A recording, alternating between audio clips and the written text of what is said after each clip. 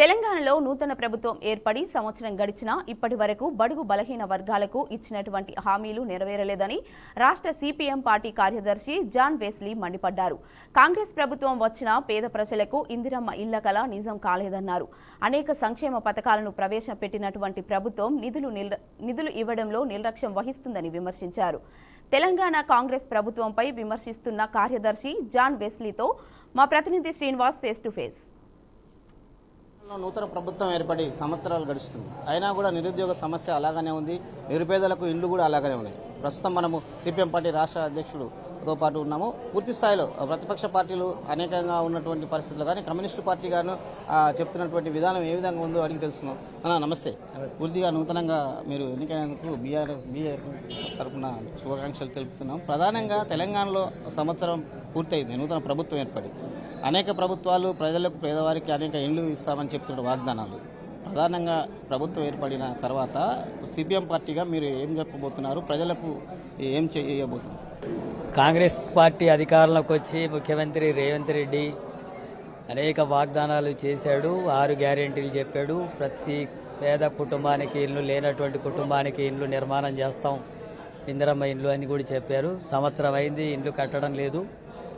అట్లాగే ఎక్కడెక్కడైతే పేదలు గుడిసెలు వేసుకొని సిపిఎం నాయకత్వాన, ఎర్రజెండా నాయకత్వాన గుడిసెలు వేసుకొని ఉన్నారో వాటికి పట్టాలు ఇవ్వడం కానీ నిధులు కేటాయించడం కానీ లేదు. దాదాపు రాష్ట్రంలో 30 లక్షల కుటుంబాలు ఇండ్లు లేనటువంటి పేదలు ఉన్నారు.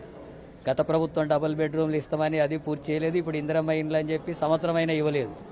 అందుకనే రాష్ట్ర ప్రభుత్వాన్ని డిమాండ్ చేస్తున్నాం. ఎక్కడెక్కడైతే ప్రభుత్వ భూములు ఉన్నాయో ప్రతి పేద కుటుంబానికి 200 గజాల ఇండ్ల స్థలం ఇవ్వాలా, అట్లాగే ఇందిరమ్మ ఇండ్లు నిర్మాణం చేపట్టాలని చెప్పి డిమాండ్ చేస్తున్నాం. ఆ రకంగా జరగకపోతే ఈ మార్చి నెల మొత్తం అంతా కూడా స్థానిక సమస్యల మీద, ఇండ్ల స్థలాల మీద గ్రామాన పట్టణాల్లో, బస్తీల్లో ప్రజల దగ్గరికి వెళ్ళి ప్రజలను కదిలించి వాళ్ళ సమస్యల పరిష్కారం కోసం పోరాటాన్ని ప్రారంభిస్తాం. ప్రభుత్వం వెంటనే స్పందించి ఇప్పుడు బడ్జెట్లో నిధులు కేటాయించకపోతే ఎక్కడెక్కడ ప్రభుత్వ భూములు ఉంటాయో పేదలను సమీకరించి మిగతా ప్రాంతాల్లో మేమే ఎర్రజెండా నాయకత్వాన భూముల పంపిణీ చేస్తాం, ఇండ్ల స్థలాల పంపిణీ చేసే కార్యక్రమానికి పూనుకుంటాం. ఆ తర్వాత జరిగేటటువంటి పరిణామాలకు రాష్ట్ర ప్రభుత్వమే బాధ్యత వహించాల్సి ఉంటుంది. అదేవిధంగా 6 గ్యారెంటీలు చెప్పారు. 6 గ్యారెంటీల సమస్య పరిష్కారం కావాలా, నిరుద్యోగ సమస్య పరిష్కారం కావాల్సి ఉంది. నిరుద్యోగ వృత్తి ఇస్తామన్నారు, అది మాట్లాడడం లేదు. ఉద్యోగ అవకాశాలు కల్పించేందుకు ఎలాంటి చర్యలు తీసుకోవడం లేదు. అట్లాగే సంక్షేమ పథకాల అమలు కోసం ఎస్సీ, ఎస్టీ, బీసీ, మైనార్టీల సంక్షేమ పథకాల అమలుకు సంబంధించినటువంటి దాంట్లో బడ్జెట్లో నిధుల ప్రతిపాదన గత సంవత్సరంలో ఏమీ లేదు. ఈసారైనా కేటాయించకపోతే సామాజిక తరగతులు కూడా పెద్ద ఎత్తున తిరుగుబాటు చేస్తారని చెప్పి హెచ్చరిస్తున్నారు. ప్రధానంగా చెప్పండి, ఈ నెల 6న క్యాబినెట్ కూడా సమావేశం కానుంది. దీనికి ప్రధానంగా బీసీ 42% రిజర్వేషన్ కావచ్చు, ఎంఆర్పీఎస్ సంబంధించిన ప్రతిపాదన కావచ్చు. సిపిఎం పార్టీగా మీరు ఏమి చెప్పు? ఎస్సీ వర్గీకరణను ఆహ్వానిస్తున్నాం. వాటిని వెంటనే బిల్లు పెట్టి చట్టం తీసుకొచ్చి అమలు చేసేటట్టుగా రాష్ట్ర ప్రభుత్వం డిమాండ్ చేయాలని గతంలోనే చెప్పాం, ఇప్పుడు కూడా ప్రభుత్వానికి చెప్తున్నాం.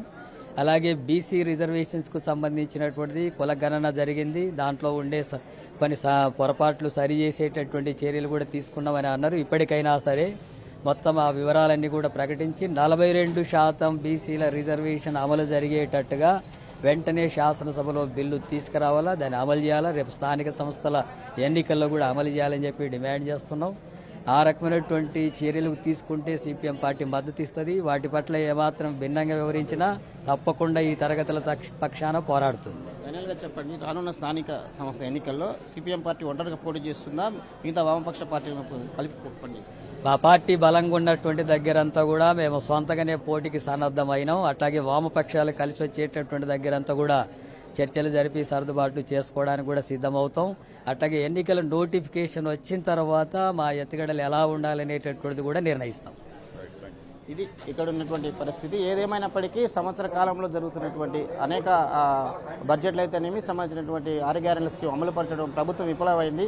పూర్తి స్థాయిలోని ఈ నెల చివరి వాకరాల ప్రభుత్వాలకు సంబంధించినటువంటి బడ్జెట్ కేటాయించి పేదలకు ఇండ్లు కానీ ఇళ్ల స్థలాలు ఇవ్వకపోయినట్టయితే పెద్ద ఎత్తున తిరుగుబాటు కూడా చేస్తామని సిపిఎం పార్టీ రాష్ట్ర కమిటీ తరఫున అధ్యక్షుడు చెప్తున్నారు. కెమెరామెన్ శంకర్తో శ్రీనివాస్, ఉమ్మడి నల్గొండ జిల్లా, బీఆర్కే న్యూస్.